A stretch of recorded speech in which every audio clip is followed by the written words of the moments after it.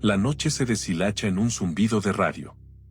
No reconocemos el océano, se dice que murmuró una voz rasgada por la estática.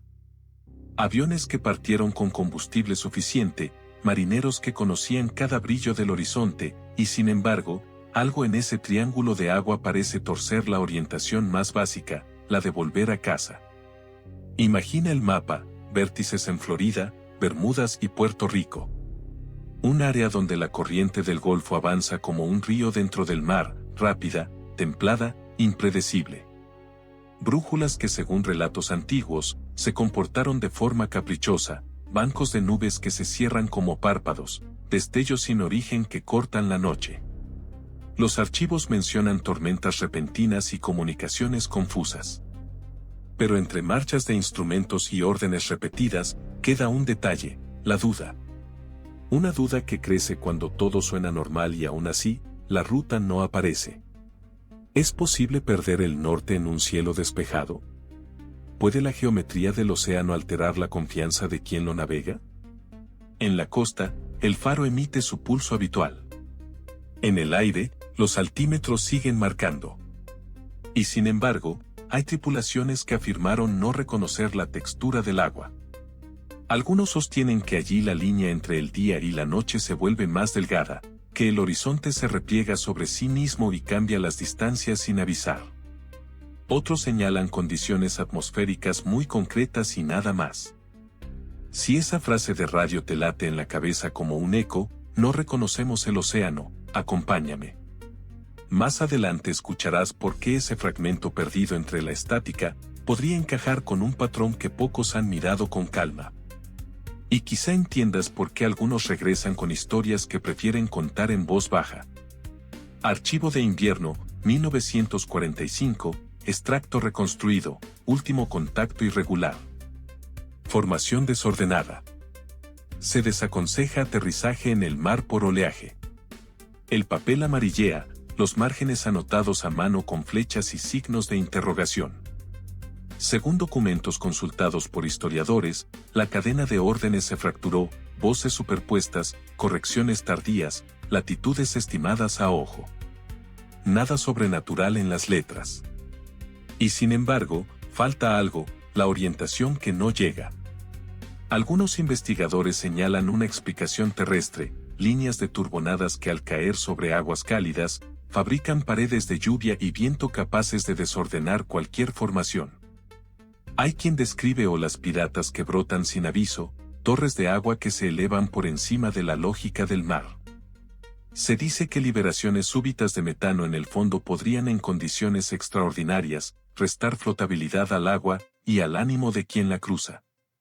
Sobre la mesa, un compendio de meteorología tropical, cizalladura del viento, microestallidos, cumulonimbos con techos tan altos que apagan la luna. Un piloto comercial, según relatos, contó haber visto un corredor de nubes abrirse como una boca. Entró por disciplina, salió por instinto. Nada quedó en su caja negra aparte de su voz entrecortada. Más al sur, la corriente del Golfo dibuja remolinos.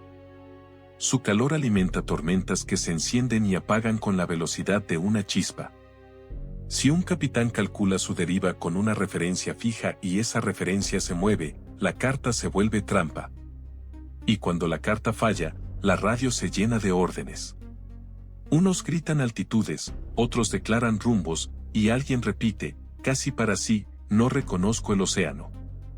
A esta altura no te pediré que creas en portales ni en agujeros del tiempo. Solo que observes los bordes, donde la técnica se vuelve ruido, donde un mínimo retraso rompe la coreografía. En esos bordes, el triángulo muestra su verdadera cara, un escenario perfecto para que una cadena de errores luzca como un solo misterio. En una página de 1492, se registra una luz que saltaba en el horizonte mientras una aguja se negaba a coincidir con la otra. Algunos transcriben ese apunte a las crónicas de un almirante obstinado. ¿Una bengala, un meteoro, bioluminiscencia? Los marinos de entonces hablaban del fuego de San Telmo rozando las velas, un resplandor eléctrico que calma o aterra según la fe de quien lo mire. Nada de eso es exclusivo del triángulo, pero su fama se alimenta de recuerdos que encajan como piezas de un mito.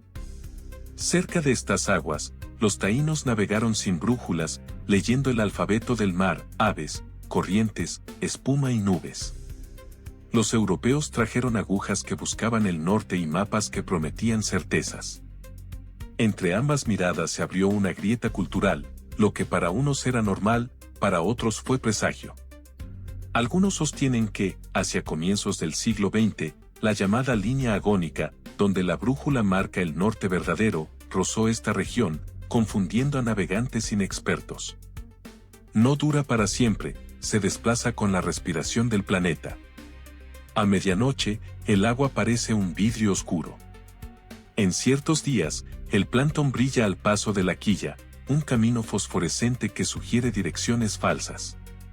Según relatos de pescadores, la mar puede quedarse tan plana como un piso pulido. Al otro día, se parte en bandas de espuma que cambian de sitio con cada minuto. Quien no conozca el idioma de estas corrientes siente que el mundo se mueve bajo los pies. Los relatos modernos añadieron su propia tinta, titulares que encadenan desapariciones separadas por décadas como si fueran un solo hilo. Mapas con triángulos perfectos que en realidad delimitan un tránsito intensísimo de barcos y aviones. Y sin embargo, el imán del misterio sigue pegado a estas coordenadas. No porque la naturaleza rompa sus leyes, sino porque nos fascina el momento exacto en que dejamos de entenderlas. Un operador de seguros apunta cifras en una hoja de cálculo. Para él, estas aguas no son maldición sino probabilidad, más tráfico, más incidentes. No hay recargo especial, repite, aunque algunos medios insistan en lo contrario. Diversos estudios sostienen que la tasa de accidentes no supera la de otras rutas tropicales con meteorología similar. Entonces, ¿por qué el triángulo pesa más en la memoria que en las estadísticas? La respuesta quizá no esté en el mar, sino en el relato.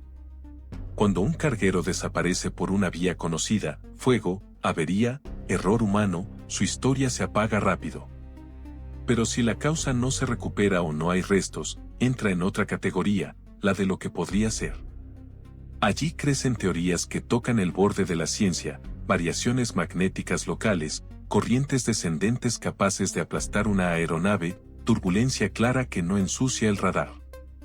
Nada imposible, todo difícil de atar en un único caso. Piensa en una noche sin luna. Pierdes la línea del horizonte. El piloto automático mantiene la altitud, pero la percepción te miente, el cuerpo jura que desciendes, subes, giras. Un minuto así no es nada, 4 minutos son el inicio del extravío. Si además la radio chisporrotea, si el jefe de formación duda, si el mar borra los rastros con la velocidad de la corriente del Golfo, cualquier búsqueda llega tarde. Según informes de guardacostas, hay pozos de profundidad que se tragan objetos con una eficacia terrible. Y aún así, queda lo otro, historias que no encajan. Barcos hallados a la deriva con las luces encendidas y cubierta vacía, según relatos marineros, avistamientos de columnas de niebla que avanzan contra el viento. Túneles de nubes descritos por pilotos que preferirían no hablar.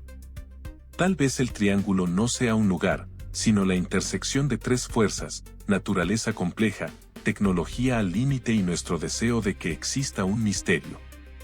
Si llegaste hasta aquí, no cierres la carta.